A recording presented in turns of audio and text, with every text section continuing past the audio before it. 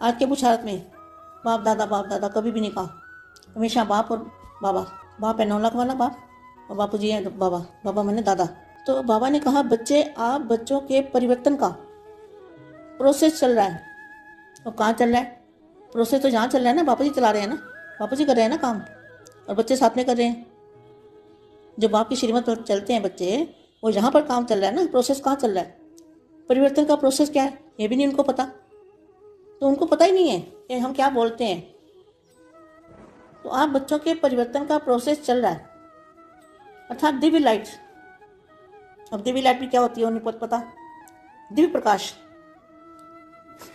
जैसे बादल होते हैं ना सफ़ेद, पहाड़ों पे जाओ तो बादल निकले, बादल दिखेंगे तुम्हें और बादल दिखेंगे तो कभी कभी ऐसा हो जाएगा कोई एक दूसरे को बंदा नज़र भी नहीं आएगा।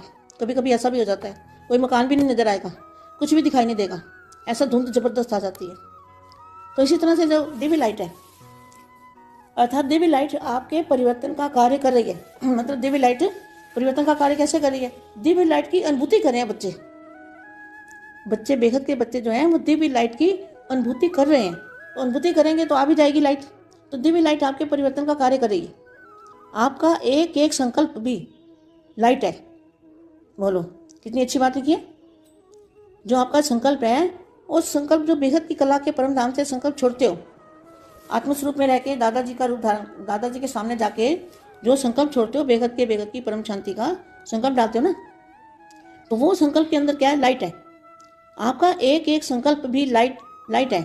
और जब आपके संकल्प खुशी के, उमंग उत्साह के और गुणों से भरपूर होते हैं, तो परिवर्तन की स्पीड तीव्र हो जाती है।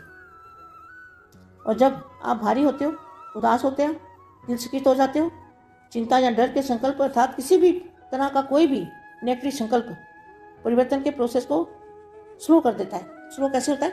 जब आत्मा को भी दुख महसूस करती है और वो सोचती ज़्यादा है, संकल्प ज़्यादा चलते हैं, नेगेटिव संकल्प चलते हैं, कभी गुस्सा आ जाता है, तो ये जो संकल्प होते हैं ना, ये वायुमंडल को भारी कर देते हैं और आत्मा को भी भारी कर देते हैं।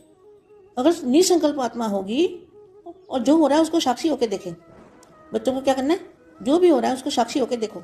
कोई दुख आए, तकलीफ आए, कुछ भी हो जाए, मगर अनिश्चय नहीं होना चाहिए, हल्का रहना चाहिए। हल्का माना लाइट का शरीर, लाइट की बॉडी का अनुभव करना चाहिए। तो ज्ञानी तो आत्मा जो होती है ना, वो दुख सुख में समान समझती है और वो हल्की रहती है, फीलिंग में कम आती है, क्योंकि वो आत्मा का जो अंदर, आत्मा के अंदर पावर है, उस पावर से उसको दुख सुख की फीलिंग कम आती है, नहीं आती। वो साक्षी होकर देखता है और बेहद की शक्ति उसके अंदर होती है। तो शक्तिशाली आत्मा जो होती है ना, वो हल्की होती है।